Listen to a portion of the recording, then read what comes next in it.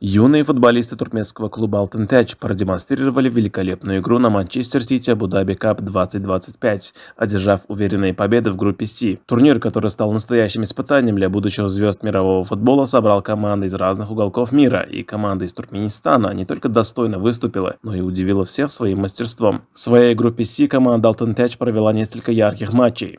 В первом поединке они одержали уверенную победу над командой Родри, выиграв со счетом 2-0. Мальчишки из Туркменистана продемонстрировали отличное командное взаимодействие и высокое мастерство, контролируя игру на протяжении всего матча и не давая соперникам ни единого шанса для атаки. Во втором матче «Алтын-Тэч» встретился с командой Михал и одержал еще одну убедительную победу с результатом 4-0. Этот матч стал настоящим триумфом для команды, которая продолжала развивать свою игру, показывая отличные навыки в атаке и защитных действиях. Преимущество туркменской команды было очевидным, но они не оставили противнику ни малейшего шанса. Завершающим матчем в группе стал поединок с командой Аякс, где «Алтын-Тэч» продолжил свою победную серию со счетом 3-2, одержав победу в очень напряженной встрече. Соперник из Нидерландов, известный своими традициями в детском футболе, оказал серьезное сопротивление, но команда из Туркменистана продемонстрировала невероятную стойкость и мастерство, забив победный гол в заключительные минуты матча. 3 победы из 3 возможных и впечатляющие результаты вывели «Алтын-Тэч» на одно из первых мест в своей группе, продемонстрировав